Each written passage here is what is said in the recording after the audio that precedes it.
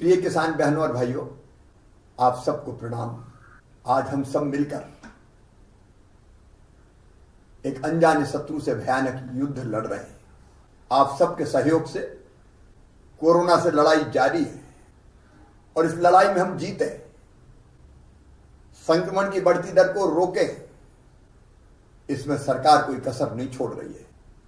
Corona से लड़ने के लिए जो आवश्यक संसाधन है वो जुटाने की हर संभव कोशिश हो रही है। चाहे विमानों से खाली टैंकर ऑक्सीजन के भेजना हो या ऑक्सीजन की आपूर्ति के लिए ऑक्सीजन रेल से ऑक्सीजन के टैंकर लाना हो या दवाइयों की आपूर्ति सुनिश्चित करना हो, हम दिन और रात जुटे हुए हैं। आप सबका सहयोग मिल रहा है। विशेषकर किसान भाइयों, मैं आपको धन्यवाद देना चाहूंगा। कोरोना से लड़ाई हम जीतेंगे तब जब संक्रमण की चैन को तोड़ देंगे। और मध्य प्रदेश के अनेकों गांव ने एक फैसला किया, अपने अपने गांव में कोरोना कर्फ्यू लगाने का फैसला। ये कोरोना कर्फ्यू मतलब जनता कर्फ्यू, जनता का, जनता के लिए, जनता के द्वारा। और गांव ने तय कर लिया कि कोरोना को हराना है, संक्रमण की चैन तोड़ना है, तो हम अपने गांव को बंद करेंगे। हम गांव के बाहर नहीं जाएंगे। कई गांव ने बाहर बैनर लगा दिए, कई ने द्वार बना के रोक दिया। अगर सामान की जरूरत होगी तो गांव की 2-4 लोग तय कर दिए, वो जाएंगे, लाएंगे और गांव सामान की आपूर्ति करेंगे। गांव में अगर कोई बाहर से आ रहा है तो पहले उसकी जांच होगी, इसके बाद ही वो गांव में प्रवेश करेगा। स्वतः स्फूर्त जनता कर्फ्यू ये आपकी लीडरशिप पे हो रहा है। किसान भाई इसको लीड कर रहे हैं और उसके असर भी अब सामने आ रहे हैं। मुझे बताते हुए थोड़ी राहत है कि 21 अप्रैल को एक्टिव केसेस के मामलों में देश में मध्य प्रदेश का नंबर 7वां था, अब बढ़कर 11वां हो गया है। प्रदेश का पॉजिटिविटी रेट अब लगातार कम हो रहा है। जो 25 तक कभी पहुंच गया था वो अब घट के 21.5% तक आ गया है। कल तक एक्टिव केस लगातार बढ़ रहे थे, अस्पतालों पर बोझ बढ़ता जा रहा था, लेकिन अब यह राहत की खबर है कि 2 दिन से एक्टिव केस लगातार घट रहे हैं। 27 अप्रैल को 94,276 एक्टिव केस थे, वो अब घटकर 92,077 हो गए। थोड़ी राहत मिली है, लेकिन निश्चिंत होने की जरूरत नहीं है। ये कोरोना ऐसा शत्रु है कि कब क्या स्वरूप धारण कर ले इसका कोई ठिकाना नहीं है। इसलिए सावधानी जरूरी है। अपने गांव बंद रखिए। गांव के बाद जब आवश्यक, अत्यंत आवश्यक काम हो तो जाए, नहीं तो नहीं जाए। उपार्जन के काम में भी केवल जिसका नंबर आया है, एसएमएस आया, केवल वही जाएगा। और जाएंगे तो कोरोना के प्रोटोकॉल का पूरा पालन करते हुए जाएंगे। जरा सी भी असावधानी रही तो ये कोरोना हम पे कब्जा करके कितना दुख देता है हम जानते हैं। इसलिए सावधान रहना है। मेरे प्रिय किसान बहनों और भाइयों, एक अपील और आपसे करना चाहता हूं। कई जगह शादी समारोह होते हैं, हमारी संस्कृति और परंपराएं धूमधाम से शादी करने की, लेकिन कोरोना को हराना है तो अभी हमें शादी टालनी चाहिए। कम से कम 15 मई तक हम ये तय करें कि हम अभी विवाह नहीं करेंगे अपने परिवार में किसी का, क्योंकि विवाह संक्रमण फैलाने का बहुत सशक्त माध्यम हो जाता है, परिवार का परिवार संक्रमित हो जाता है। और इसलिए मेरी अपील है, टाली जा सके तो शादी टालो, और बहुत जरूरी अगर है तो शादी में 10 से ज्यादा लोग नहीं होने चाहिए। ये मैं आपके लिए कह रहा हूं, आप सुरक्षित रहें, स्वस्थ रहें, इसलिए कह रहा हूं। पिछले साल भी हमने कोरोना काल में खरीदी करी थी, उपार्जन में देश में पहले नंबर पे हम आए थे। 1,29,00,000 मीट्रिक टन गेहूं हमने खरीदा था।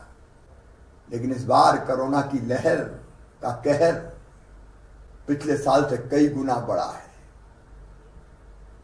फिर भी सरकार ने तय किया है, आप आश्वस्त रहना, किसान के उत्पादन का एक एक दाना खरीदा जाएगा। इतने भयानक संकट में भी खरीदी का काम जारी है। मैं उपार्जन के काम में लगे सभी बहनों और भाइयों को हृदय से धन्यवाद देता हूं कि उन्हें हिम्मत नहीं हारी, जान जोखिम में डाल के भी खरीदी के काम में लगे हुए हैं। और उसी का परिणाम है कि 61 लाख मीट्रिक टन से ज्यादा गेहूं खरीदा जा चुका है। चना, मसूर, सरसों की खरीदी भी जारी है। उपार्जन का काम सावधानी से करना है, इसलिए थोड़ी देर हो सकती है, चिंता की जरूरत नहीं है। इंदौर उज्जैन संभाग में खरीदी की अंतिम तिथि 5 मई थी, लेकिन तब तक खरीदी संभव नहीं थी, इसलिए उसको बढ़ाकर अब 15 मई कर दिया गया है। प्रदेश के शेष संभागों में 25 मई तक यह खरीदी की जाएगी। मैं फिर आश्वस्त कर रहा हूं, एक एक दाना खरीदेंगे, चिंता मत कीजिए। किसान भाइयों और बहनों, आपके उत्पादन का भुगतान ठीक समय पे हो जाए, उसका भी हम लगातार प्रयास कर रहे हैं। हमने एक फैसला और किया है, क्योंकि अभी खरीदी सबकी पूरी हुई नहीं है, पैसा पास आया नहीं है, और इसलिए हमने किसानों को वर्ष 2020-21 में दिए गए ऋण के भुगतान की अंतिम तिथि पहले मार्च से बढ़ा के 30 अप्रैल की थी। अब 30 अप्रैल से बढ़ा के 31 मई की जा रही है, और इस कारण 31 करोड़ रुपए का ब्याज के रूप में भुगतान किसानों की ओर से मध्य प्रदेश सरकार करेगी। आपके पास जब पैसा आए तब ऋण चुकाइए। मेरे प्रिय किसान बहनों और भाइयों, 0% ब्याज पे कर्ज देना हमने जारी रखा है, वो लगातार चल रहा है। प्रिय किसान बहनों और भाइयों, प्रधानमंत्री श्रीमान नरेंद्र मोदी जी ने किसान सम्मान निधि के रूप में 6,000 रुपया देने प्रारंभ किए थे। हमने उसमें 4 और जोड़े।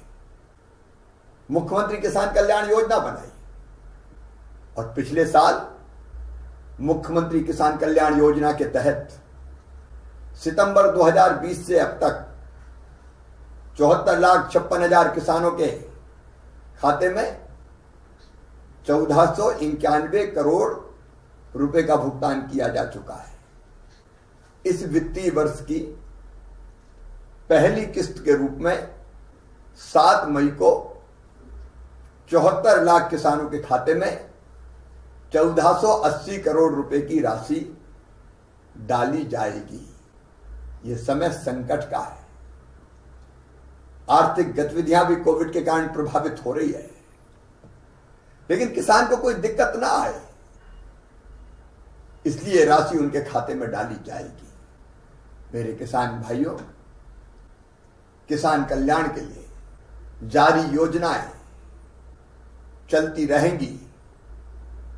हम अपनी तरफ से किसानों की भलाई और कल्याण में कोई कसर नहीं छोड़ेंगे। लेकिन आपसे मैं फिर एक बार अपील करता हूं, हम सबका शत्रु है आज कोरोना। संकट के समय में इस शत्रु से निपटने के लिए हम सबको एक होना होगा। गांव में कोई भेदभाव मत रखिए। संकट का समय समरस हो जाइए, मिलके कोरोना के संक्रमण की चैन को तोड़िए। और अगर कहीं सर्दी, जुकाम, बुखार, दस्त के पेशेंट मिले तो लापरवाह मत रहिए,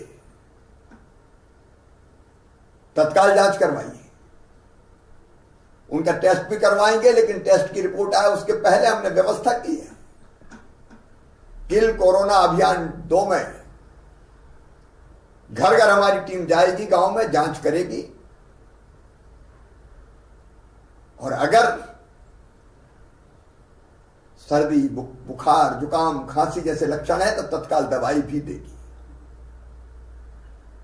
इस तरह के रोगों में निश्चिंत नहीं रहना है, मामूली नहीं मानना है। कोरोना असाध्य बीमारी नहीं है। मुझे भी तो कोरोना हुआ था, स्वस्थ होके आ गया, लेकिन अगर लापरवाही की तो ये जानलेवा बन जाती है। तो पहली चीज तो गांव बंद रखना है, ना कोई बाहर जाएगा ना कोई अंदर आएगा। सामान की सप्लाई एक छोटा ग्रुप करेगा। नंबर 2, अगर कहीं जरा भी लक्षण दिखे तो आप खबर कीजिए, घर घर जांच करवा के दवाइयों के किट भी दिए जाएंगे और सैंपल भी जांच के लिए भेज के रिपोर्ट मंगवाई जाएगी। और अगर कोई कोरोना पॉजिटिव निकल गया तो भी ज्यादा चिंता की जरूरत नहीं है। अगर लक्षण ज्यादा नहीं है तो होम आइसोलेशन की व्यवस्था है। घर में अलग कमरे में रखिए। उनको मेडिकल किट निःशुल्क दिया जाएगा सरकार की तरफ से, दी जाने वाली दवाइयां। हम एक पैम्फलेट देंगे क्या करना चाहिए क्या नहीं करना चाहिए उन पेशेंट को। उनको कॉल सेंटर से फोन आएगा दिन में 2 बार कि उनका स्वास्थ्य कैसा और उनको क्या करना चाहिए। लेकिन इस दौरान परिवार उनसे अलग रहेगा। परिवार को अलग रखिए, मिलने जुलने का मोह मत पालिए, नहीं तो पूरा परिवार संक्रमित हो जाएगा। और मैं आपको जवाबदारी दे रहा हूं, यदि घर में जगह कम है तो कृपया करके पंचायत भवन, स्कूल भवन, कोई छात्रावास, वहां क्वारंटाइन सेंटर बनाए जा रहे हैं। जिले को अधिकार है, पंचायत को अधिकार है, क्वारंटाइन सेंटर बनाइए और वहां क्वारंटाइन कर दीजिए। भोजन इत्यादि की व्यवस्था वहां की जाएगी, सरकार करेगी। और जरा भी ऐसा लगता है कि संक्रमण बढ़ा है तो हर ब्लॉक में कोविड केयर सेंटर खोले जा रहे हैं। कोविड केयर सेंटर में भर्ती कर दीजिए, वहां डॉक्टर देखेंगे, चिंता करेंगे। और अगर जरूरत पड़ी तो ही कोविड केयर सेंटर से अस्पताल ले जाएंगे। होम आइसोलेशन में हमारे 68-69 हजार लोग हैं। 1.25% से ज्यादा को अस्पताल नहीं जाना पड़ रहा, घर पे ही ठीक हो रहा है, कोविड केयर सेंटर में ठीक हो रहा है। लेकिन मेरे बहनों और भाइयों, ऐसी नौबत मत आने दीजिए कि संक्रमण फैलता जाए और हम परेशान होते रहें। इस कोरोना को अपने गांव में प्रवेश मत दीजिए। और उसका तरीका, घर पे रहिए। कुछ दिन है ये हमारे संकट के, धैर्य और संयम हमने रख लिया तो हम कोविड को समाप्त कर देंगे। और लापरवाही की तो कोविड हम पे हावी हो जाएगा। आइए मेरे प्रिय बहनों और भाइयों, मेरे किसान भाइयों, अपने गांव को आप लीड कीजिए, कोरोना मुक्त गांव बनाइए, संक्रमण की चैन तोड़िए, भीड़ की कोई गतिविधि मत होने दीजिए। गाइडलाइन के हिसाब से व्यवस्थाएं कीजिए और व्यवस्थित रहिए। मुझे पूरा विश्वास है कोरोना हारेगा, हम जीतेंगे। वो दिन जल्दी आएगा। बहुत बहुत धन्यवाद।